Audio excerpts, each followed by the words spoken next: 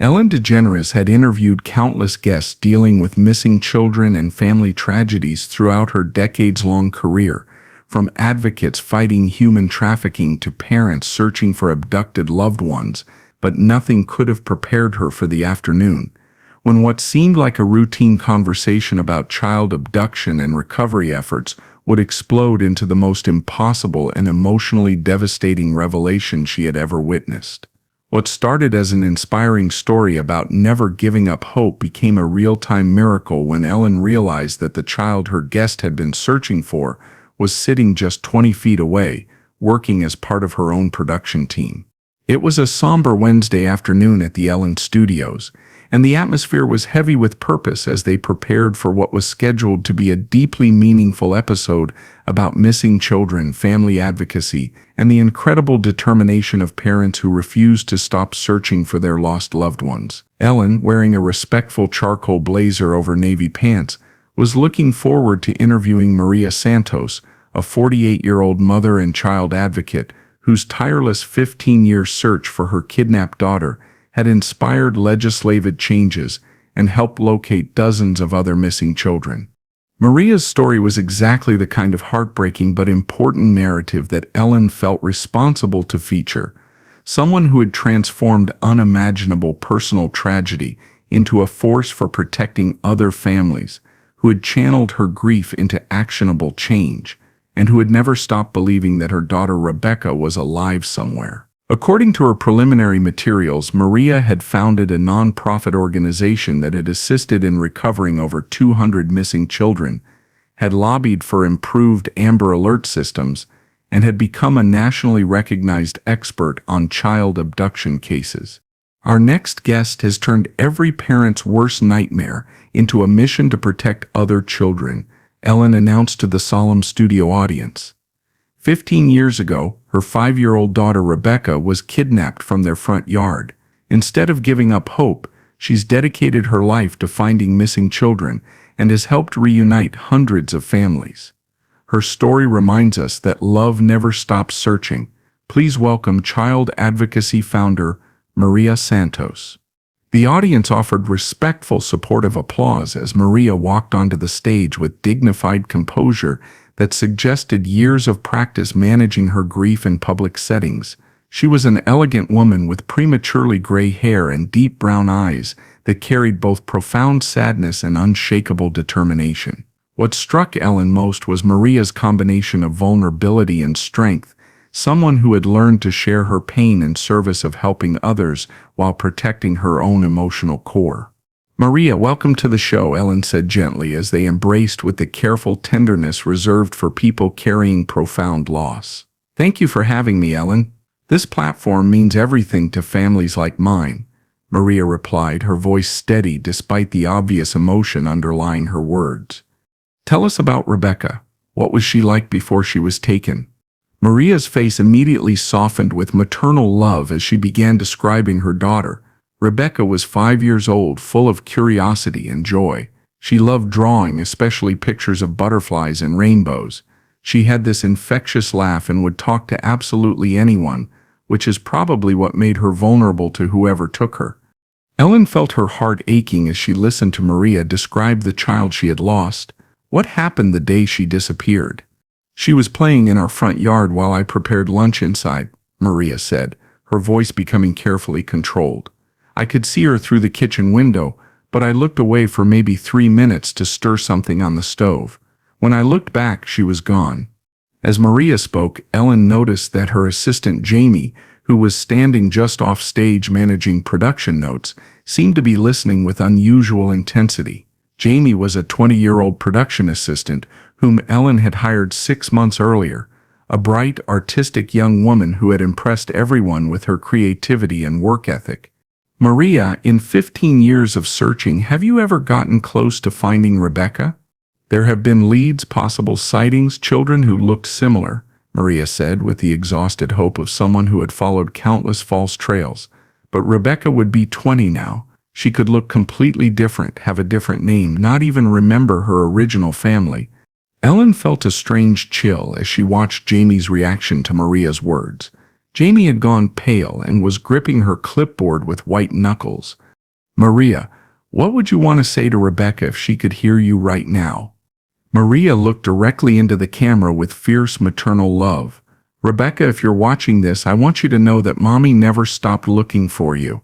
I want you to know that not a day has passed that I haven't thought about you, prayed for you, hoped that you're safe and loved.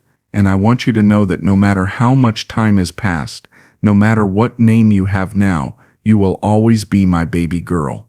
Ellen noticed that Jamie had tears streaming down her face and was touching a small butterfly pendant around her neck, a detail that struck Ellen as oddly significant given Maria's mention of Rebecca's love for butterflies. Maria, what physical characteristics would help identify Rebecca if she were alive today? She had a distinctive birthmark on her left shoulder, shaped like a crescent moon, Maria said. She also broke her wrist when she was 4, and there would likely be evidence of that old fracture, and she had a habit of drawing butterflies everywhere, on napkins, in the margins of books, anywhere she could find space. Ellen felt her blood turn cold as she realized Jamie was unconsciously doodling butterflies on her clipboard. Maria, excuse me for one moment. I need to check something with my production team. Ellen walked over to where Jamie was standing, her heart pounding with an impossible suspicion.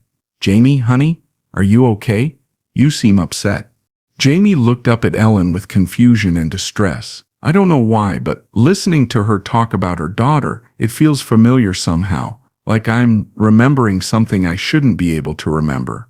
Ellen felt dizzy as she noticed that Jamie's left shoulder was visible through her sleeveless top, and there was indeed a crescent-shaped birthmark exactly where Maria had described. Jamie, can I ask you something? Do you remember anything about your early childhood? Not much, Jamie said hesitantly. My adoptive parents told me I was found abandoned when I was about 5, but I've always had fragments of memories that don't match their story. I remember a woman who smelled like vanilla and sang lullabies in Spanish. Ellen felt her legs go weak as she realized what might be happening. Maria had mentioned during their pre-interview that she always wore vanilla perfume because Rebecca had loved the scent. Jamie, I need to ask you to do something that might seem strange. Would you be willing to meet Maria face to face? Jamie looked confused but nodded. I guess so, but why? Ellen made a decision that felt both terrifying and necessary. She walked back to Maria with Jamie following behind her. Maria, I want you to meet my assistant Jamie. Jamie, this is Maria Santos. When Maria looked up and saw Jamie, her face went completely white and her hands flew to her mouth. Oh my God, she whispered. Rebecca. Jamie stared at Maria with growing recognition and emotional turmoil. Why do you look familiar to me? Why do I want to call you Mommy? Ellen felt tears streaming down her face as she witnessed what appeared to be an impossible reunion unfolding before her eyes. Maria, look at Jamie's left shoulder. When Maria saw the crescent birthmark, she collapsed back into her chair with a sob that seemed to come from 15 years of suppressed grief. Rebecca, my baby, my Rebecca. Jamie was trembling as memories seemed to surface. I remember drawing pictures for you. I remember you singing to me in the kitchen. I remember vanilla cookies. Ellen addressed the stunned audience and cameras. Folks, I think we're witnessing something unprecedented. Maria has been searching for her daughter Rebecca for 15 years, and Rebecca has been working right here in our studio for 6 months. Maria stood up and approached Jamie with tears streaming down her face. Rebecca, may I hug you? Jamie nodded, crying as well, and when they embraced, both women seemed to collapse into each other as 15 years of separation melted away. I never stopped looking for you, Maria sobbed into Jamie's hair. I never gave up hope. I always felt like something was missing, Jamie whispered back.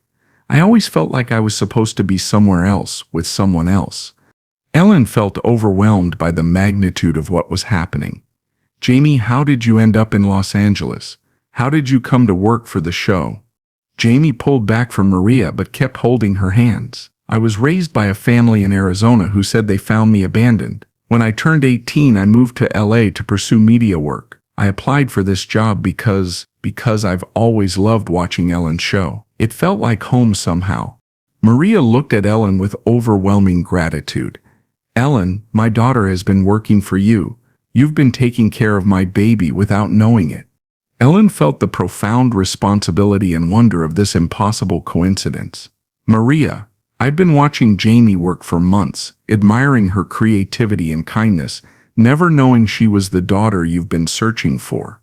Ellen addressed the cameras with profound emotion. "What we're witnessing today defies explanation. 15 years of searching, hundreds of thousands of miles traveled, countless leads followed, and Rebecca was right here, working on the show that featured her mother's story." She looked back at Maria and Jamie with awe. "How do you both feel right now?" "Complete," Maria said simply. "For the first time in 15 years, I feel complete." "Like I'm finally home," Jamie added. "Like I finally understand who I'm supposed to be." Ellen made immediate arrangements for Maria and Jamie to have privacy to reconnect, and for legal verification of Jamie's identity through DNA testing and medical records.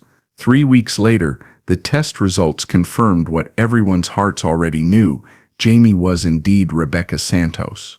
6 months later, both women appeared together on Ellen's show for a follow-up interview that became one of the most watched episodes in television history. Jamie had legally reclaimed her birth name Rebecca and was slowly recovering more memories of her early childhood with Maria's help. "Rebecca," Ellen said during the reunion episode, "what's it been like reconnecting with your mother and your original identity?" "It's been like putting together a puzzle I didn't know I was missing pieces from," Rebecca replied, sitting close to Maria. "Every day more memories come back, more connections make sense. I understand now why I always felt drawn to butterfly imagery, why I loved Spanish music, why vanilla always made me feel safe." "And Maria, how has it been having Rebecca back in your life?"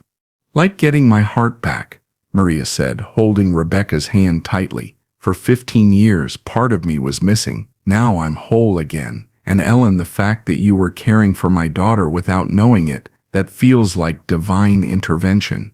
Ellen felt deeply moved by their continued bond.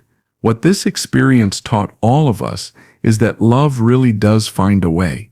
Rebecca was drawn to this show, to this environment, to the kind of work that would eventually bring her story to light. The episode sparked international discussions about missing children, the lasting effects of early childhood trauma, and the mysterious ways that separated families can find their way back to each other. What Rebecca and Maria taught us that day, Ellen reflected months later, is that some connections are stronger than time, distance, or even lost memory. Love really does leave marks on the soul that no separation can completely erase. Rebecca's story became a symbol of hope for families of missing children worldwide, proving that even after 15 years, miracles of reunion are still possible. Sometimes, Ellen would say in subsequent interviews, the people we're looking for are closer than we think. Sometimes they're right in front of us, part of our daily lives, waiting for the moment when recognition breaks through and love calls them home. Because sometimes the most extraordinary reunions happen in the most ordinary places, and sometimes the greatest miracles occur when we're just doing our regular work with open hearts, never knowing that we might be harboring someone else's greatest treasure.